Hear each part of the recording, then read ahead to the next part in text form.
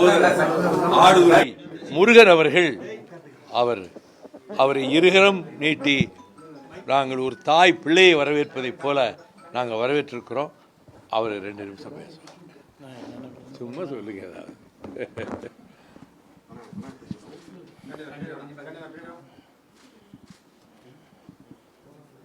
எங்களுடைய தமிழ்நாட்டினுடைய வாழ் உரிமை போராளி எங்கள் குடும்பத்தினுடைய மூத்த அண்ணன் வீட்டிற்கு நான் வருகை தந்திருக்கின்றேன்.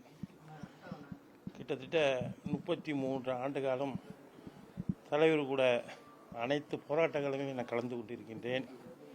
ஒரு 2 மாத காலம் என்னுடைய மனசு படாத பாடுபட்டது. இருந்த காலத்திலும் நான் தலைவரோடு தான் இருந்தவொழிய என் மனசு தலைவரை விட்டு போகலை. மீதி இருக்கின்ற காலத்தில் தலைவரோட கட்சி பணியை சிறப்பாக செயலாற்ற வேண்டும் என்பதற்காக வருகை தந்திருக்கின்றேன். ஆனால் ஒன்றே ஒன்று, எங்களுடைய தலைவர் நிர்வாக குழு கூட்டத்தில் நான் ஒரு ஆள் பேசினேன். இந்த கூட்டணியில் இருக்க வேண்டாம், நம்ம வெளியில் வந்துடும், 4 சீட்டு தான் தராங்க, வெளியில் வந்துடும். ஆனால் என் தலைவன் திமுக விட்டு வரமாட்டேன்னு சொல்கிற தலைவன் இன்னைக்கு கண்ணா முன்னாடி ஃபேஸ்புக்லேயும் வாட்ஸ்அப்லேயும் போட்டுட்ருக்காங்க. நான் சொன்னேன், இந்த கட்சி வேண்டாம், நமக்கு திமுக வேண்டான்னு சொன்னேன். தலைவர் மட்டும் தாண்டி தோண்டி குதிச்சாங்க. நான் பணம் வாங்கிட்டேன்னு சொல்லி என்னை கேவலப்படுத்துவாங்க, நானும் எங்களுடைய பையன் துறையும் கேவலப்படுத்துவாங்கன்னு சொன்னாங்க தலைவர். நான் ஒரு ஆள் மட்டும் தான் சொன்னேன், வேண்டாண்ணே, இந்த இயக்கத்தில் இந்த கூட்டணியில் இருக்க வேண்டாம்னு சொன்னேன்.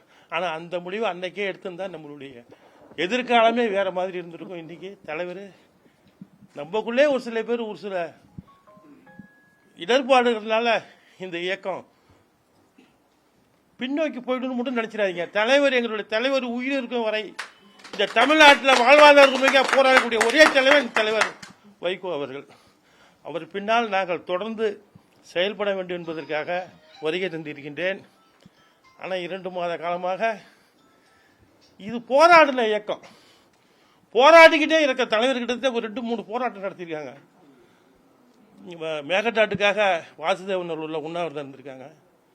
இங்கே சென்னையில் 2-3 ஆர்ப்பாட்டம் பண்ணியிருக்காங்க. நிறைய நிகழ்ச்சி, இந்த நிகழ்ச்சியில் நம்மளால் போக முடியலையே, இருக்க முடியலையே, என் மனசு கஷ்டப்பட்டது. இருந்தாலும் இந்த 2 நாள் நடந்த பொதுக்குழுவில் நடந்த நிகழ்ச்சியெல்லாம் பார்க்குறப்ப என் மனசு துடிச்சுது.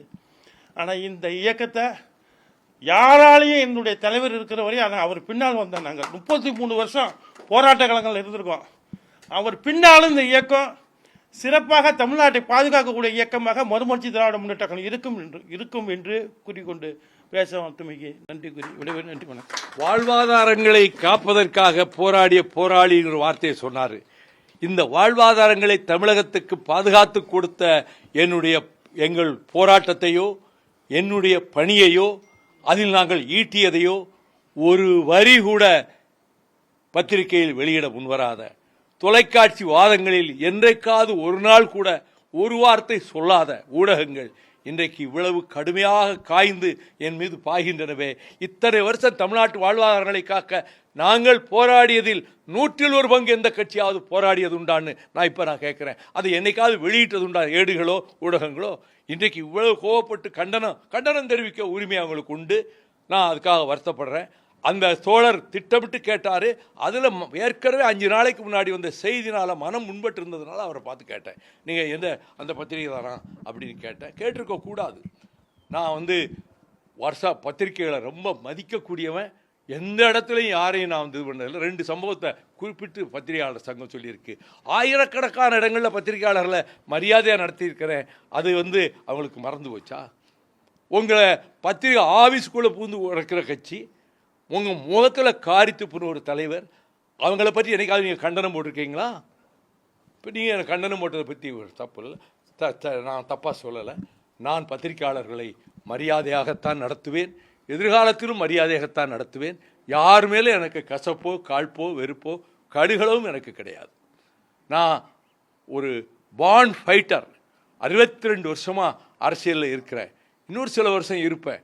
ஆனால் தமிழகத்துக்கும் தமிழ்நாட்டுக்கும் செந்தமிழ்நாட்டு ஒளி உரிமைக்கும் செந்தமிழ்நாட்டு வாழ்வுரிமைகளுக்கும் என் வாழ்க்கையவே அர்ப்பணித்து நான் போராடி வருகிறேன். அது யாராலும் அங்கீகரிக்கப்படவில்லை. ஏடுகளோ ஊடகங்களோ அதை ஒரு வார்த்தை கூட சொல்ல என்றைக்கும் அவர்கள் தயாராக இல்லை. அதற்காக அவர்கள் மீது எனக்கு அந்த கோபம் இல்லை. பத்திரிகையாளர்கள் உரிமையை பொட்டாவில் நான் தான் அந்த ப்ரொவிஷனை நீக்க காரணம்.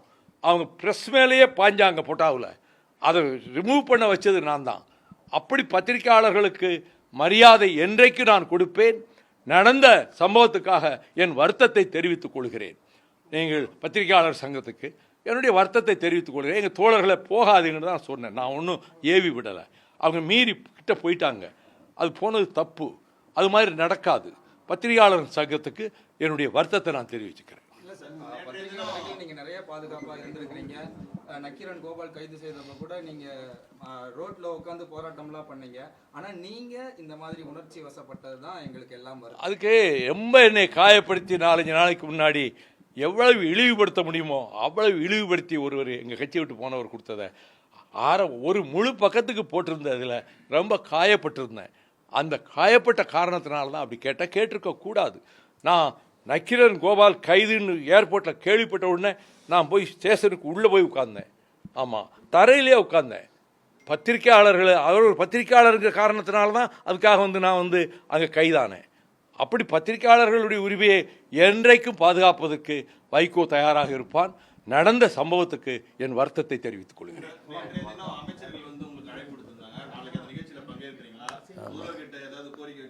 இதுல கோரிக்கை ஒன்றும் இல்லை. ஆட்சிக்கு பிறகான முதல் கூட்டம் பெயர் வைக்கக்கூடிய ஒரு நிகழ்வு எல்லாம் நடைபெறக்கூடிய இந்த கூட்டத்துக்கு என்ன பெயர் வைக்கலாம் அப்படின்ற டிஸ்கஷன்லாம் நாளைக்கு இருக்கலாம். அங்கே போனால் தான் தெரியும் என்ன. பங்கேற்கிறோம். நாங்கள் எங்கள் தலைமை நிர்வாகிகள் எல்லாருமே பங்கேற்கிறோம். அவங்க அழைப்பு கொடுத்துருக்காங்க. 2 அமைச்சர்கள் அழைப்பு கொடுத்தாங்க. அந்த கடிதமே ரொம்ப ரொம்ப நாகரிகமாகவும் நல்ல சொற்கள் பயன்படுத்தப்பட்டு இருந்தது. அது எங்கள் தோழர்கள் எல்லாருக்கும் ஒரு மகிழ்ச்சி. அதில் இந்த முடிவு எடுக்கணுங்கிற விருப்பம் எல்லார்ட்டையும் இருக்குது. அதனால் நான் நாளைக்கு போய் கலந்துக்கிடுவோம். அங்கே என்ன பேசப்படுங்கிறது அங்கே போன பிறகு தான் தெரியும். இல்லை, அது பேச வேண்டிய வாய்ப்பு வந்தால்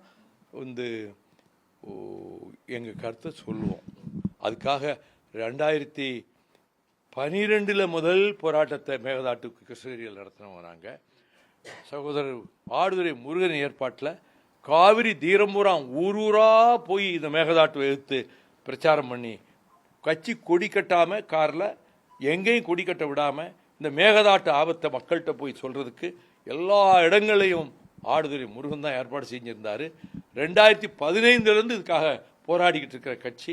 தமிழக வாழ்வாதாரங்கள் முல்லைப்பெரியாரை காப்பாற்றின மாதிரி இதை எப்படியாவது காவிரி தீரத்தை காப்பாற்றணும், ஹைட்ரோ கார்பன் வராமல் தடுக்கணும். அதுக்கும் அவர் தான் என்னை அழைச்சிட்டு போய் 4-5 முக்கியமான இடங்களில் போராட வச்சார். அவன் மீத்தேன்காரன் ஆஃபீஸை நீ காலி பண்ணிட்டு நாளைக்கு சாயங்காலத்துக்குள்ளே போகலைன்னா ஆஃபீஸ் இருக்காதுன்னு வான் பண்ண. சாயங்காலத்துக்கு மத்தியம் லாரியில் எல்லாம் தூக்கி போட்டு ஆஃபீஸை காலி பண்ணிட்டு போயிட்டான் மீத்தேனில். அவன் தஞ்சாவூரில். அதெல்லாம் நான் தமிழ்நாட்டை பாதுகாத்து கொடுத்துருக்கேன். நெய்வேலியை மீட்டு கொடுத்துருக்கிறேன். நீட்டியொழிவை தடுத்து நிறுத்தியிருக்கிறேன். பென்னிக்குயிக் அணையை பாதுகாத்து கொடுத்துருக்கிறேன். இதெல்லாம் தமிழ்நாட்டு மக்களுக்காக நான் செய்த சாதனை. நான் என் காலத்துக்கு பிறகாவது இதை சரியாக ஆய்வு செய்கிறவர்கள் வைகோ தமிழ்நாட்டுக்கு இப்படி தான் பாடுபட்டான்னு என் மறைவுக்கு பிறகாவது 4 பேர் எழுதுவாங்க.